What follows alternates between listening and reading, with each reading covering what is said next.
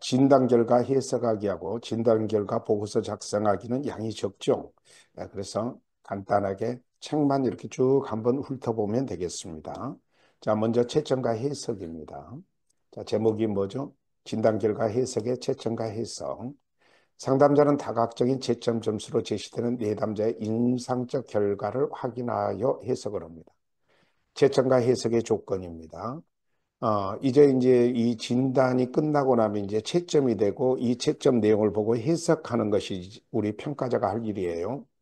채점 시에는 진단도구 매뉴얼이 정한 판단 기준과 절차를 철저히 따르는 것이 가장 중요합니다.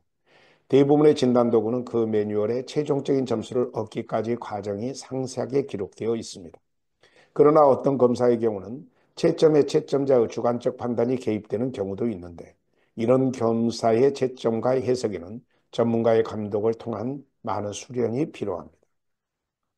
자, 해석은 매우 전문적인 문제로 특히 규준표를 해석할 때 주의해야 합니다. 이런 불완전한 규준 개발 과정을 거친 검사들이 의외로 많기 때문입니다. 자, 그래서 앞에도 책에 써져 있지만은, 자, 이 평가자는 모든 그 규준이나 이런 걸 꼼꼼히 읽어볼 필요가 있고, 꼼꼼히 판단해야 될 필요가 있다고 했죠. 자, 진단 결과의 통합입니다. 내담자를 진단하는 과정에서 수집된 정보와 진단 결과는 내담자의 직업 논점의 중요한 단서가 됩니다.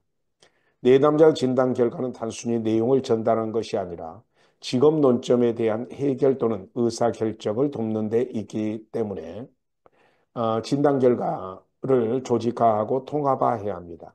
이 진단 결과는 직업상이나 직업 심리 치료에서 가설을 세우고 전략을 수립하여 개입하는 방법을 제공합니다. 해석 수준과 조직합니다. 해석과 조직하는 내담자가 당면한 논점에 초점을 두어야 합니다. 임상적 해석 수준을 고려하며 보고서에 어떻게 조직화하여 제공할 것인지에 대한 검토가 필요합니다. 해석 수준입니다. 상담자는 진단 결과 해석 수준을 향후 개입이나 경과 예측을 고려하여 결정합니다. 그에 대해서 제공되는 해석 수준은 기계적 수준이며 직업 카드 심리검사 해석 수준은 개별적 수준입니다. 그래서 이렇게 구체적, 기계적, 개별적 이렇게 나오는데 자, 해석 수준이 이렇게 세 가지가 있다 정도만 기억하시면 되죠. 구체적 수준, 기계적 수준, 개별적 수준. 구체적 수준은 진단 결과 점수를 초점에 맞추어 기술하는 데 그치며 해석이나 결론을 제시하지 않습니다. 기계적 수준은 소검사와 요인검사 간의 차이에 초점을 맞추어 기술하고 이에 대해서 결론을 내립니다. 개별적 수준은 진단 결과 점수를 통합하여 결론을 내리되 내담자의 초점을 맞추어 진단 결과 점수를 해석합니다. 자, 기계적 수준은 결론을 내리고 말고 이쪽은 결과를 해석까지 하는 것이 개별적 수준이야. 구체적 수준은 해석이나 결론을 제시하지 않습니다. 객관식에는 나올 수 있어요. 자, 그 다음에 보고서 조직합니다. 상담자는 진단 결과 보고서에 각 영역별 내용이 전체적인 흐름과 맥락에 맞게 조직화와 통합화 과정을 요구합니다. 진단에 조직합니다. 내담자에게 제공된 다양한 진단 도구에서 나타난 결과들은 각 진단 도구의 특성에 맞는 영역에 대한 결과이므로 각 진단 도구에서 제시된 영역을 차례대로 보고하는 경우입니다. 이는 각 진단 도구별 특성에 맞춘 보고이기에 전체를 통합하는 과정이 누락될 수 있습니다. 이때 상담자가 통합한 내용을 앞에 제시하고 각 진단 결과와 검사 응답 내용을 차례대로 제시하고 한 묶음으로 보고합니다. 내담자의 직업 논점에 대한 조직합니다. 내담자가 진단 결과 보고서를 보고 내담자가 이해를 점점 높이도록 구성합니다. 내담자가 진단 과정에서 나타난 태도나 결과에 대해 언급한 후 영역별로 차츰 전개해 나가는 방식입니다. 이는 내담자가 관심이 자신의 진로나 직업에 대한 역량, 가능성, 예견되는 분야 등에 대한 것이므로 검사의 임하는 태도에서의 해석, 내담자의 관심 영역에서 가벼운 주제로부터 무거운 주제를 구성하고 전체에 대한 통합을 제시합니다. 진단 도구의 특성에 나타난 기능별 조직합니다.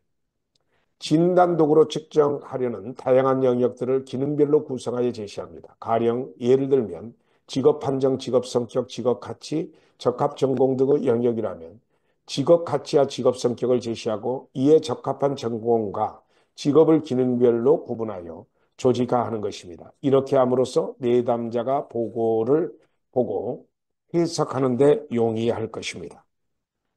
자, 그러면 여기서 이제 홀랜드 육각형 프로파일 해석이 나오는데, 자, 이제 2차 시험도 준비를 하셔야 돼요. 여기는 2차 시험에 나올 수 있는 내용들이 있어요. 자, 홀랜드 육각형 프로파일 해석은 홀랜드가 제시한 5가지의 개념에서 계측성을 기반을 두고 해석합니다. 개요. 홀랜드는 육각 모형 이론, 네, 성격이 이렇게 쭉 나오죠. 네, 그래서 홀랜드는 육각형 모형의 이론을 성격이라 하였으며 직업적으로 들여다본 인간의 성격을 제시한 이론이자 직업 상담 장면에서 검사 개발에 가장 많이 활용되는 이론입니다. 홀랜드의 근본적인 생각은 첫째, 진로 결정, 진로 참여, 성취를 이끌어낼 수 있는 성격과 환경의 특성. 둘째, 결정을 못하거나 결정에 불만족하거나 낮은 성취력을 가져오는 성격과 환경 특성. 셋째, 인간 생애 동안에 개인이 수행하는 일과 수준의 종류가 안정적이거나 변화시키는 성격과 환경 특성 등이었습니다. 그런 5가지의 개념을 제시하고 인간과 환경에 대해 논했습니다. 5가지의 개념을 보면 계측성은 개인에 대한 것이며 차별성, 정체성, 일치성 등 3가지는 환경에 대한 개념이며 일관성은 개인과 환경에 대한 개념입니다. 5개의 주요 개념. 자, 이런 건 객관식에 나올 수 있으니까 꼭 다시 한번 읽어드려요. 차별성, 정체성, 일치성은 환경에 대한 개념. 일관성은 자, 개인과 환경 양쪽의 개념이다라는 것도 기억하셔야 됩니다. 5가지의 주요 개념입니다. 먼저 이쪽에 공부할 것은 홀랜드 이론에서 5가지의 개념의 제목을 암기하셔야 돼요. 자, 일관성, 그 다음에 자, 뭐죠? 차별성, 그리고 정체성, 그리고 일치성, 그리고 계측성입니다. 자, 요걸 먼저 쭉 기억을 하셔서 이 5개가 개략적으로라도 요약해서 쓸 수 있는 능력을 꼭 갖추셔야 됩니다. 시험에 나와요. 2차 시험에. 일관성. 이 개념은 환경 유형뿐만 아니라 성격 유형에도 적용된다. 자, 개인과 환경 양쪽 다 적용되는 개념이라고 그랬죠. 유형들은 어떤 쌍들은, 자, 이걸 쓰시면 돼요. 자, 유형들은 어떤 쌍들은 다른 유형의 쌍들보다 공통점을 많이 가지고 있는 성격이 일관성이다. 이렇게 단순화시켜서 기억을 해 놓으세요. 그래야 2차를 볼 수 있으니까. 유형들은 어떤 쌍들은 다른 유형의 쌍들보다 공통점을 많이 가지고 있는 특성이 일관성입니다. 예를 들면 예술적, 사회적 유형은 자 예술과 사회는 붙어 있죠. 자 육각형 모양을 이렇게 그려보면 자, 자 현실형, 자 탐구형, 예술형, 사회형, 진취형, 간습형 이렇게 해보면 사회형과 예술형이 이렇게 붙어 있잖아요. 그러면 공통의 공통점을 더 많이 가지고 있다. 이게 일관성이거든요. 그래서 예를 들면 예술적, 사회적 유형은 탐구적, 설득적 유형보다 자 탐구적 그리고 설득적 유형이면 이쪽이거든요. 정반대잖아요. 자, 그래서 이렇게 탐구적 설득적 유형보다 공통점을 더 많이 가지고 있다. 육각형에서 중요한 기능 중에 하나는 성격의 일관성 정도를 규정한 것입니다. 탐구적이고, 자, 탐구적이고 간섭적인 활동에 흥미를 가진 현실적인 사람. 그러면, 자, 탐구적이고 간섭적이고 탐구적이고 현실적이고 간섭적인 사람은 쫙 붙어 있죠, 이렇게. 자, 설득적이고 사회적인 활동을 선호하는 현실적인 사람. 그러면 이건 뭐죠? 자, R, 그 다음에 이, 자, 똑똑 떨어졌죠, 지금. 사회형. 이렇게. 2개가 멀리 떨어져 있습니다. 현실적인 사람은 일관성이 있다고. 그러니까 앞에 먼저 붙어 있는 것이 자, 하나가 이렇게 있고 2개가 붙어 있는 것보다 앞에 먼저 붙어 있는 거, RI가 붙어 있죠, 이렇게. RIC가 다 붙어 있죠. 그러니까 이쪽이 더 일관성이 있다는 겁니다. 그래서 현실적인 사람보다 더 일관성이 있다고 가정됩니다. 일관성을 조작하는데 가장 간단한 방법은 홀랜드 코드 첫 2개 문자를 사용하는 것입니다. 높은 일관성은 첫 2개 문자가 육각형의 인접에서 나타나는 겁니다. 예컨대 RI, 뭐 SE 이런 거 그려보시면 알아요. 중간 정도의 일관성은 육각형에서 다른 문자가 개인 코드 첫 2개 문자 사이에 나타나는 겁니다. 그러니까 예컨대 RA 하면 R 하나 다른 것 들고 A가 나타나 있죠. 이렇게. 자, 그리고 낮은 일관성은 정반대겠죠. 낮은 일관성은 코드의 첫 두 개 문자가 육각형, 예, 두 개 사이에 낀 문자로 나누을 때. 자, 다른 말로 이거면 정반대입니다. 두 개가 끼어 있으니까 R형의 정반대는 S형이 되죠. 그러면 일관성이 별로 없다는 뜻입니다. 자, 그래서 여기에 사례가 이렇게 나와 있는데 눈으로 한번 보시고. 자, 차별성입니다. 자, 간단하게 쓸 수 있게 2차를 준비하셔야 된다 그랬죠. 어떤 사람들은 아주 단순하다. 다시 말하면 일개 유형에서 유사성이 나타나지만 다른 유형에서 별로 유사성이 나타나지 않는다. 뭘 쓰시면 되냐면은 일개 유형에서 유사성이 나타나지만 다른 유형에서 별로 유사성이 나타나지 않는 성격이 차별성이다라고 쓰시면 돼요. 그래서 일개 유형에서 유사성이 많이 나타나는데 다른 유형에서는 별로 나타나지 않는 성격이 차별성입니다. 이거 정리해서 쓰셔야 돼요. 검정령 같으면 이보다 좀 더 단순하게 쓸 수 있는데 과정평가형은 어디까지나 모듈 교재로 문제를 내고 모듈 교재로 답변하는 거거든요. 그래서 이렇게 모듈 교재식으로 준비를 해 놓으셔야 돼요. 또 다른 사람들은 또는 환경은 여러 유형에서 똑같은 유사성을 나타냅니다. 모든 유형에서 똑같은 유사성을 나타내는 사람은 차별성이 없어요. 똑같은 유사성을 나타내는 사람은 특징이 없거나 잘 규정되지 않았다고 생각할 수 있습니다. 차별성은 자, SDS 자기 방향 탐색이라고 합니다. 자, 그리고 선호도 검사가 BPI죠. 직업 선호도 검사. 이 프로파일로도 측정됩니다. 모든 6가지 유형에 대한 점수들을 그런 차별성에 대한 가장 단순한 개념을 조작하는 데 사용되는데, 자, 이거 쓰실 때 일개 유형에서 유사성이 나타나지만 다른 유형에서 꼭 이건 써야 돼요. 별로 유사성이 나타나지 않는 성격이 차별성이다. 꼭 기억해서 쓰셔야 됩니다. 그 다음에 정체성입니다. 정체성은 홀랜드 이로서 가장 최근에 첨가된 개념입니다. 이것은 유형과 환경의 조직화를 보충해 줄 수 있는 두 번째 구인입니다. 개인에 있어서 정체성이란 개인의 목표, 흥미, 재능에 대한 명확하고 견고한 청사진을 말합니다. 자, 요거 봅시다. 개인에 있어서 정체성이란 개인의 목표, 재능에 대한 견고한 청사진. 자, 그리고 환경에 있어서 정체성이란 자, 조직의 투명성, 안정성 등을 의미한다 정도로만 쓰셔요. 자, 그래서 정체성이란 정체는 자기가 자기를 아는 거잖아요. 그래서 미래에 대한 확고한 청사진을 말하는 게 개인에 대한 정체성, 환경에 대한 정체성은 조직의 투명성, 안정성 같은 것들을 의미한다라고 생각하시면 됩니다. 그 정도로만 쓰시면 2차에는 안 틀려요. 그러니까 꼭 이대로 써주세요. 그 다음에 자기 직업 상황, 마이 버케이셔널 시츄에이션이니까 자기 직업 상황인데 홀랜드 조사 검사지입니다. 이 MBS 직업 정체성 척도는 개인에 대한 이러한 구인을 측정하는 데 사용됩니다. 예컨대 이 검사의 점수가 낮은 사람들은 반대되는 직업 목표를 가진 사람들이 많다고 합니다. 자, 일치성. 다른 유형은 다른 환경을 원합니다. 사람은 자신의 유형과 비슷하거나 정체성이 있는 환경 유형에서 일하거나 생각할 때 일치성이 높아집니다. 자, 그래서 이건 뭐냐면은 요거요. 서로 다른 환경을 원한다라고 했죠. 그러니까 따라서 예술적인 사람이 간섭적인 환경에서 일하거나 생활할 때 일치성이 없는 것입니다. 그래서 사람들은 중요한 보상이 제공되는 환경에서 능력을 제대로 발휘합니다. 예컨대 사회적 유형은 사회적 환경에서 제공되는 보상을 좋아한다라고 했죠.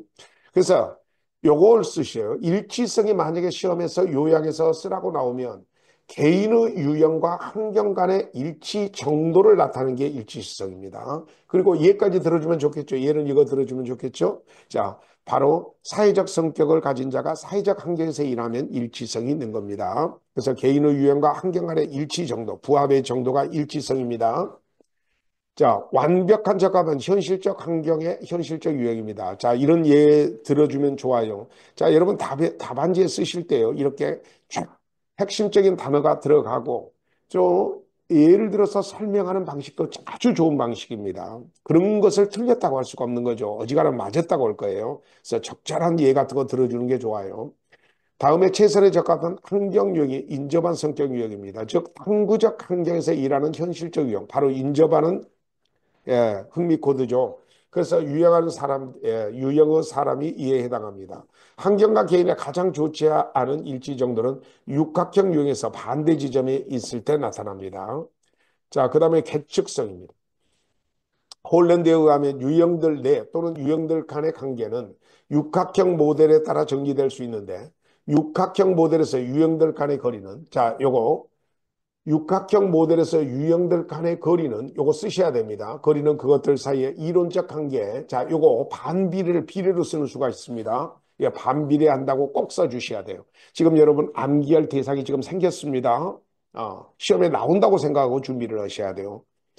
자, 육각형은 개인 간 또는 개인 내에 있는 일관성 정도를 나타내준 도형입니다. 즉, 그것은 이론의 본질적 관계를 설명해 줍니다. 그것은 여러 가지 실제적인 용도를 가지고 있습니다. 상담자가 이론을 이해하는데 도움을 주며 내담자에 의해서도 사용될 수 있습니다. 자, 그 다음에 이제 검사 결과가 나오면 이제 검사 결과를 통보하는 겁니다. 검사 결과는 기계적으로 전달해서는 안 되고, 안 되며 적절한 해석을 담는 설명과 함께 전달해야 됩니다. 검사 결과 전달법. 일반 내담자들에게 검사 결과를 전달할 때 통계적인 숫자나 용어를 사용하는 것보다 쉽고 일상적인 용어로 전반적인 수행을 설명하고 질적인 해설을 덧붙이는 것이 좋습니다. 일반인들은 대개 통계나 숫자에 대해 잘 모를 뿐만 아니라 아주 쉬운 개념들도 혼동할 수 있기 때문입니다. 지능지수와 백분위, 규준과 기준, 그리고 흥미평정치와 적성점수 등을 쉽게 구분할 수 있는 사람은 흔하지 않습니다. 여러분도 아직은 흔하지 않죠. 예, 정확하지는 않죠. 그런데 이 공부를 계속 하시다 보면 저절로 알게 됩니다. 여러분은 이제 전문가로 취급되실 겁니다. 사회에 나오면, 이쪽 직업 상담 세계에 나오면. 내담자나 보호자가 검사 점수의 기술적 의미를 제대로 파악하고 있어도 검사 결과로 도출한 결론을 오해하는 경우가 많습니다. 가장 흔한 예로 지능지수로서 지능지수가 그 사람의 지적 성취에 대한 일생의 수준을 미리 결정해주는 고정된 특성이라는 일반적 믿음이 팽배해 있는데 이거 말도 안 되는 소리죠. 지능지수 높아도 공부 안 하면 머릿속은 비죠. 이런 믿음은 이론적으로도 옳지 못하며 실증적 증거도 없는 잘못된 것입니다. 자, 진단 결과에 대한 정서 반응입니다. 진단 결과는 내담자 본인이 받기도 하지만 그 밖에 부모나 교사, 고용주, 정신의학자, 그리고 법원과 관련 기관의 직원 등에게 검사 결과를 통보해야 하는 경우도 있습니다.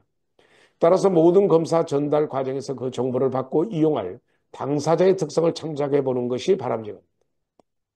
그 사람의 일반적 교육 수준, 심리검사에 관한 지식 수준 등은 당연히 고려해야 할 사항이며 그 밖에 검사 결과를 통보받는 사람이 경험하게 될 정서적인 반응도 고려할 필요가 있습니다. 진단 결과 정보에 대한 정서 반응은 특히 검사 결과를 통해 그들이 지니고 있는 장점과 단점에 관해 알게 될 때 중요합니다. 어떤 사람에게 그 검사 결과를 알려줄 때 그 자료가 올바른 자격을 갖춘 사람에 의해 해석돼야 할 뿐만 아니라 그 같은 정보에 의해 정서적으로 혼란을 겪게 될 사람을 상담해주는 시설도 이용할 수 있어야 합니다.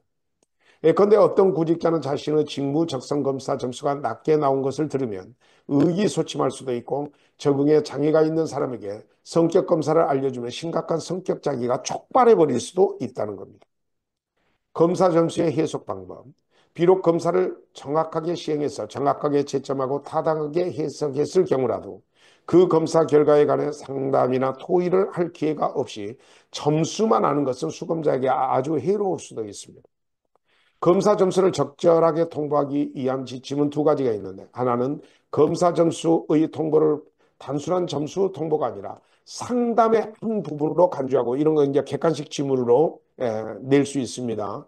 자, 그래서 검사 점수를 통보할 때 상담의 한 부분으로 간주하고 전반적인 상담자 내담자 관계 속에 끌어들인 것이고 또 하나는 검사 결과를 가능한 내담자가 제기한 특정 문제에 대한 설명이나 해결책으로 해석하는 것이 바람직합니다. 자, 여기까지고 그대로 연결해서 자, 뒷부분은 좀 양이 적으니까요. 자, 페이지를 몇 페이지로 넘기셔서 보시면은요.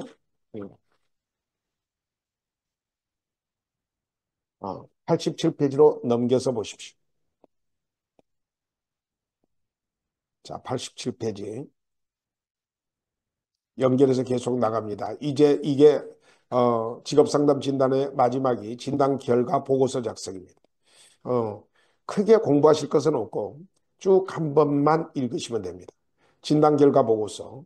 상담자는 진단 결과를 보고서로 구성하기 위해 절차에 따라 진단에 대한 내담자의 태도 분석, 프로파일 해석, 주제 분석, 하위 진단 결과 간의 일치성 등을 확인하고 종합적인 해석을 합니다. 진단 결과 보고서 구성 절차입니다. 자료 분석. 진단 결과 보고서는 진단 결과에 근거하여 작성하되 내담자의 초기 면담지에 나타난 상담 주요 호소 문제를 확인하고 진단 실시에 나타난 내담자의 행동을 분석합니다. 예를 들어 직업카드 심리검사에서는 내담자가 수행한 카드 분류의 묶음의 수, 카드 분류 속도, 주제 기술 수, 판정된 새 코드의 주제에 나타난 코드와의 일치성 등을 토대로 진로 태도를 분석합니다. 이러한 자료들을 통합하여 진단 결과 해석과 보고서를 작성하는 직업 상담가는 보고서의 가설을 나열하되 그 가설 중 하나일 수 있음을 명시합니다. 이 가설들은 임상적 경험이 쌓여서 나온 결과이며 또 다른 가설을 발견하면 추가하고 이 내용이 타당한지 지도 감독을 받는 게 좋습니다.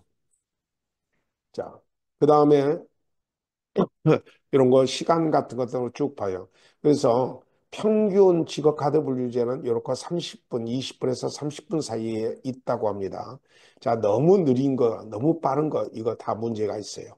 자, 그 다음에 이제 주제 확인입니다. 진단 결과의 초기 면담지, 검사 태도 등에서 일관되게 나타난 주제를 도출합니다. 예를 들면 직업카드 심리검사에서 주제와 새 코드 불일치의 경우는 검사가 타당하지 않음을 제시하는 겁니다. 만약 내담자가 판정받은 새 코드가 비일관성이 있다면 이는 다재다능하여 어느 진로를 선택할지 갈등을 갖게 됩니다. 이와 같이 주제 분석을 통한 육각형 모형 해석과 도출된 주제와 어떤 연관이 있는지에 대해서도 확인을 해야 합니다. 내담자의 주제 조직합니다. 검사 결과 내담자에 대한 주제들이 일치하지 않는다면 이에 대한 원인을 파악해야 합니다. 예를 들면 직업카드 분류 150일 경우 예서와 같이 세 코드를 분석하면 코드의 전형적인 특성에 비추어 볼 때 판정 코드의 특성이 충분히 형성되어 있고 스스로 자각하고 있다고 보기는 어려운 점들이 있기 때문에 아직까지 선호하는 직업에 대한 탐색이 명확하게 이루어지지 않았고 선호 성향에 대한 편향성이 형성되지 않았다고 판정하기 쉽습니다. 이게 지금 뭔 얘기냐면은 일반적으로 편향성은 나쁜 말인데요. 직업 카드 분류제 같은 이렇게 흥미검사에서는 차별성 때문에 한쪽으로 그러니까 우리가 노동청의 직업 선호도 검사 같은 것을 이렇게 보고 나면 다 보고 나서 자 종료를 누르면 이론적 육각형 옆에 빨간 육각형이 만들어질 때 한쪽으로 쫙 치우쳐져서 만들어지죠. 이렇게 편향성이 있어야 그 사람의 흥미가 잘 규정된 겁니다. 그래서 편향성이 형성되는 게 좋아요. 그래서 편향성이 형성되지 않았다고 봅니다. 보통 편향성이 형성되지 않은 학생들이 공부 잘하는 중학생들이 그래요. 공부 잘하는 중학생들은 모든 것이 다 흥미가 있어요. 다 능력이 있고. 그러면 다 흥미가 있고 다 능력이 있는 것으로 나타나겠죠. 그러면 이론적 육각형 위에 실제 점수 육각형도 거의 비슷하게 나와버려요. 그러나 그 육각형에 대한 해석은 전형적인 다재다능함이며 자, 그는 완벽하기 위해서 우유부단을 가지고 있기 때문에 네, 우유부단함을 가지고 있기 때문에 비롯된 것입니다. 이럴 때 육각형 모형 해석을 근간으로 세 코드를 해석하여 주제를 조직하는데 한번 눈으로 보세요. 이거 뭐 거의 비슷비슷한 능력으로 나타나면 특별하게 좋아하는 흥미가 없다는 거예요. 아니, 너무 흥미가 많다는 것이 되겠죠. 자, 개념화. 직업 상담가는 내담자의 검사 자료에 대한 전체를 통합하고 내담자에 대한 가설을 만들어 그 가설을 기초로 검사 보고서의 전체 맥락을 구성하여 구조를 만듭니다. 즉, 내담자의 통합된 맥락을 개념화합니다. 예를 들면 다재다능하기 때문에 어떤 분야건 간에 접근이 가능하면서도 완벽하기 위해서 계속 결정을 뒤로 미루고 있는 형태가 우유부단입니다. 우유부단하는 개념입니다. 자, 그 다음에 이제 자, 진단 결과 간의 일치성과 통합성입니다. 직업 상담가는 진단 결과에 의한 가설을 세우는데 이때 진단 결과 자료를 기초화해야 합니다. 일치성과 불일치성. 내담자 간 진단 결과의 일치성과 불일치성의 영역을 확인합니다. 불일치가 있는 경우 그 이유를 명확히 설명할 수 있도록 다각적인 해석을 합니다. 이렇게 함으로써 직업 상담가가 세운 가설을 지지하는 정보의 편향됨을 방지할 수 있습니다. 그 다음에 강조성입니다. 직업 상담가는 내담자에게 적절하고 명확하게 강조점을 제시하고 이 강조점의 중요성을 내담자에게 설명할 수 있어야 됩니다. 이 점은 결론을 제시할 때 분명히 기술해야 하며 현재의 행동과 현재의 행동과 앞으로 예견된 상황 등에 대한 객관적인 근거와 추론을 구분할 필요가 있습니다. 이러한 강조점은 내담자의 진단 요구도와 관련이 있습니다. 통합성입니다. 진단은 각 영역 간의 해석을 통합함으로써 보고서의 가치를 갖게 됩니다. 자, 이렇게 함으로써 잘못된 결론을 방지할 수 있습니다. 만약 내담자가 요구하는 진단 결과가 명확하지 않다면 이 점도 이유를 들어 명백히 밝혀야 합니다. 진단 결과 보고서 작성. 이제 이게 마지막이죠. 보고서를 작성하는 겁니다. 상담자는 진단 결과를 해석하고 특이점을 발견하여 보고서 형식에 맞추어 보고서를 작성하고 이것을 내담자한테 제공합니다. 진단 결과 보고서 작성 기법. 검사 결과서는 직업 상담의 전문가 사이에 유통되는 서류이며 이 서류를 내담자에 맞는 언어로 가공하고 보고서를 작성하여 내담자에게 제시되어야 검사 실시 단계에서 이게 끝맺음이 됩니다. 진단 보고서의 기술 기법, 들어가기와 끝내기입니다. 어떤 문장이건 간에 들어가기와 끝내기가 있습니다. 들어가기는 편안한 마음에서 읽어볼 수 있는 문장으로 시작하는 것이 좋습니다. 그런데 제 이름이 김용필이죠. 그래서 김용필님은 이런 식으로 그와 같은 친숙하고 편안한 문장으로 들어가는 다음 그 다음은 검사 결과 해석하는 본론을 기술합니다. 끝내기는 검사 결과를 종합한 내용으로 구성합니다. 자, 그리고 어려운 언어를 쓰면 안 돼요. 그래서 누구나 이해할 수 있는 언어로 작성합니다. 검사 보고서는 자칫 전문가 수준에서 사용되는 용어를 그대로 사용하기 쉽습니다. 사실 내담자들은 매우 다양한 정서적 상태에서 검사를 요청하는 것이기 때문에 분석적인 용어에 익숙하지 않고 자칫 마음의 상처를 받을 수도 있습니다. 또 내담자는 일반적인 교육 수준, 심리검사에 관한 지식 수준 등을 고려하여 작성하여야 하며 내담자가 검사 결과서를 받고 나서 읽어보고 느끼는 충격도 고려해야 합니다. 그렇다면 문장은 부드러워야 하며 칭찬 후에 경계. 자, 칭찬이 먼저 경계가 나중 경계 뒤에 다시 또 칭찬으로 이어질 수 있도록 문장을 구성합니다. 검사 점수가 가지는 범위를 망라하여 기술합니다. 검사 점수가 지향하는 범위를 반드시 확인하여 내담자가 그 범위 내에 있음을 재차 강조하여야 합니다. 그 범위는 내담자가 스스로 생각하기에 안도할 수 있는 또한 자신이 생각하는 범위에 가깝게 다가와야 하는 의미이기도 합니다. 그 다음에 이제 통일성. 통일성은 좋은 글쓰기의 닭과 같습니다. 통일성은 독자의 주의가 흩어지지 않게 해줍니다. 뿐만 아니라 질서에 대한 독자의 무의식적 요구를 충족시켜주며 독자에게 모든 것이 제대로 돌아가고 있다는 안심을 주기도 합니다. 글 속에서 여러 가지 통일성을 갖추고 있어야 되는데 첫째, 대명사가 통일돼야 돼요. 호칭이 통일. 선생님이라고 하면 끝까지 선생님이고 님이라고 하면 님을 써야 됩니다. 그 다음에 시제의 통일입니다. 시제는 글 쓰는 사람이 여러 단계의 시간, 즉 과거로부터 가상의 미래까지 쓸 수 있는데 시제가 통일돼 있어야 돼요. 또 분위기가 통일돼야 돼요. 글을 쓸 때 평상적인 목소리로 이야기하듯 쓸 수도 있고 심각한 사건에 대한 설명하거나 중요한 사실을 제시할 때 어느 정도 공식적인 문어체를 쓸 수도 있습니다. 호칭의 사용, 이것도 통일해야 돼요. 김용필님은 같은 보편 타당한 호칭입니다. 이 호칭으로 기술하되 중간중간 필요하면 이 호칭을 사용합니다. 여러 번 사용하여 내담자한테 친밀감을 더할 수 있습니다. 진단 결과 보고서 작성의 유의점입니다. 보고서 내용은 가급적 간단 명료한 것이 좋으며 사실에 기초한 부분과 이에 대한 종합적 의견을 기술하는 부분으로 이루어집니다. 이러한 보고서를 작성할 때 다음과 같은 사항에 유의해야 됩니다. 자, 객관식 지문을 위해서, 객관식 공부를 위해서 한 번만 읽어드립니다. 간단 명료한 내용이어야 합니다. 보고서는 범위가 제한적일 수밖에 없으므로 너무 장황하게 서술할 경우 그 의미나 의도가 제대로 전달되지 못할 수 있습니다.